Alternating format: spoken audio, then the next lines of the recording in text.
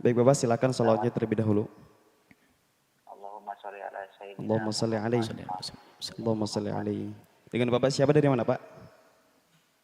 Saya Muhammad Arfi dari pulau di Dari daerah Tiongkok. Dari Tiongkok. pulau dekat daerah Tiongkok, Taiwan. Pulau Tiongkok. Dekat Tiongkok Bu. Baik, silakan. Tiongkok. Baik Bapak, silakan bisa bertanya langsung kepada Buya. Buya mau tanya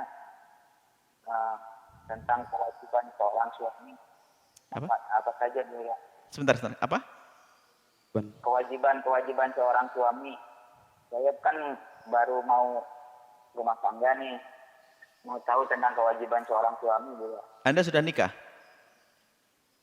Iya, baru mau, Buya. Baru mau. Kalau sudah baru tanya terlambat. Baik. Baik. Baik, terima kasih, Buya. Assalamualaikum warahmatullahi wabarakatuh. Assalamualaikum warahmatullahi wabarakatuh. Kewajiban-kewajiban. Sebelumnya pakai rumus. Kalau Anda paham rumus ini, nanti kewajiban akan terlaksana. Semua kewajiban akan terlaksana. Rumusnya aja kami berikan. Rumus di dalam hidup rumah tangga. Yang pertama adalah jangan jadikan rumah tanggamu karena Allah. Hidupkan suasana rohaniat. Mulai digunakan untuk sholat sunnah, baca Al-Quran, berzikir rumahmu. Ini pertama. Sehingga kalau pasanganmu semakin dekat kepada Allah dan dirimu juga senang dekat kepada Allah, nanti akan terbimbing secara otomatis. Jangan biasakan di rumah kita ada maksiat. Karena maksiat itu sebetulnya mengajari dia untuk bermaksiat di saat jauh dari kita. Misalnya seorang suami ngajari istrinya nonton yang enggak-enggak. Na'udzubillah, hari ini kan banyak film-film yang enggak karu-karuan. Sampai film porno, film ini. Ngajak nonton bersama dengan istrinya. Waktu suaminya pergi, istrinya nonton sendiri. Yang ngajari suaminya. Bodoh dia. Pastikan di rumah kita tidak boleh melihat yang haram. Tidak boleh terjadi itu. Harus pertama ini. Rambu-rambunya. Baru nanti kewajiban akan terjadi. Yang kedua adalah bangun cinta. Karena Allah. Kasih sayang karena Allah Subhanahu wa taala. Rumusnya sederhana. Rumusnya sederhana. Jadilah engkau budak untuk istrimu. Wahai istri, jadilah engkau budak untuk suamimu. Kata Sayyidina Ali. Maksudnya semuanya siap mengabdi kepada pasangan. Jangan memperbudak. Selesai. Jangan memperbudak pasangan. Hati-hati. Ini rumus. Kemudian rumus selanjutnya. Tapi rumus selanjutnya ini akan jadi pertanyaan buat Anda tadi. Lakukan kewajibanmu, jangan banyak menuntut. Nah ini Anda katakan, kewajiban saya apa? Kan itu ya. Lakukan kewajibanmu, jangan banyak menuntut. Baik, mulailah dari jangan menuntut dulu. Maka kita akan ketemu nanti. Nah, melakukan kewajiban. Sehingga ini yang perlu kita tata, dan rumus yang pertama, kedua tadi, dan seterusnya itu. Kalau memang itu tidak dipahami, percuma orang mengetahui kewajiban. Adapun nanti kewajiban-kewajibannya itu adalah seperti memberi nafkah. Itu secara otomatis nanti. Memberi nafkah. Karena dia sudah ngerti syariat, dia akan dosa nyari nafkah. Memberikan kasih sayang, mengayomi, melindungi, dan seterusnya. Nah, kemudian setelah itu, kalau ini rumus yang ketiga ini, jangan banyak menuntut ini. Sehingga lihat dalam hidup ini hampir tidak tampak yang namanya kewajiban yang harus dituntut. Coba ini. Buya tidak ingin bahwasanya rumah tangga itu hanya beda-beda. Ini tugasmu, ini tugasku. Ini tugasmu, ini tugasku. Nah, ini repot. Saya ingat tanya, Buya, rumah tangga itu tugas siapa sih? Dapur itu? Nyapu tugas. Nah, ini ribet ini. Hidup ini kan tidak seperti itu. Hidup itu tidak perlu hitung-hitungan. Alangkah bahagianya seorang suami yang punya tugas diselesaikan oleh sang istri. Alangkah indahnya seorang istri punya tugas dibantu oleh sang suami. Sehingga sampai tidak tahu ini tugas siapa ini. Tugas kita bersama. Seorang ibu bertanya, Buya, siapa sih punya tugas ngerawat anak? Saya punya suami nggak pernah ngerawat anak saya.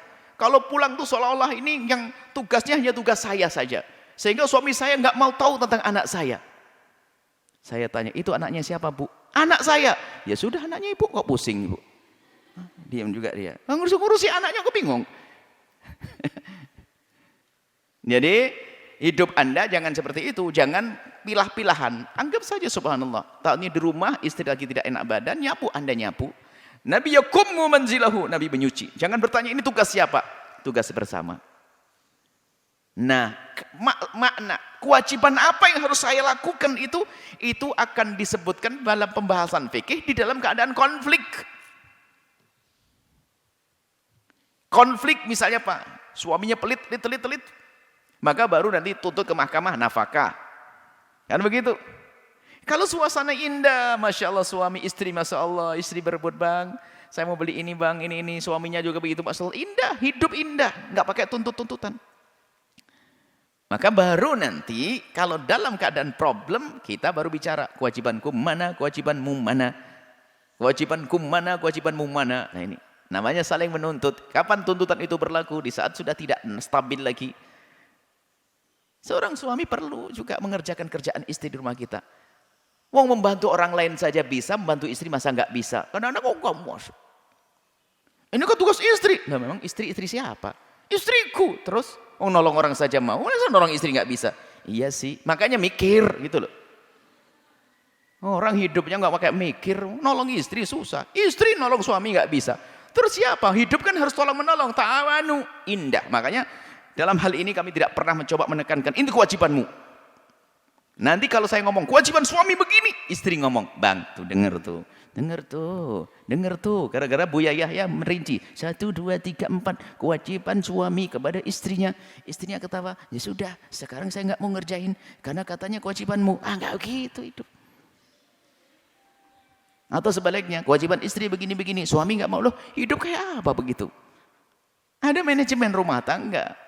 Ya presidennya kamu sebagai seorang laki-laki.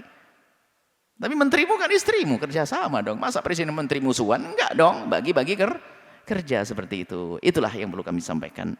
Keindahan itu perlu dibangun. Sehingga di saat seorang suami bisa mengerjakan kerjaannya seorang istri, yang ada adalah kebanggaan. Kenapa? Aku telah mengerjakan pekerjaan orang yang sangat aku cintai. Bangga, sayang, sudah selesai. Suami senang karena dia mengerjakan kerjaan istri yang dicintainya. Sang istri senang dikerjakan oleh sang suami. Terima kasih. Balas suaminya, istrinya begitu. Indah. Hidup tuh kayak gitu. Jangan tuntut-tuntutan. Istri nuntut begini, nuntut begitu. Semuanya nuntut. Bang, kenapa abang rambutnya kok keriting? Akhirnya suaminya ngomong, kenapa hidungmu begitu? Kan enak tuntut-tuntutan. Hidup kok tuntut-tuntutan. Gak begitu caranya. Semoga indah semuanya. Allahu a'lam.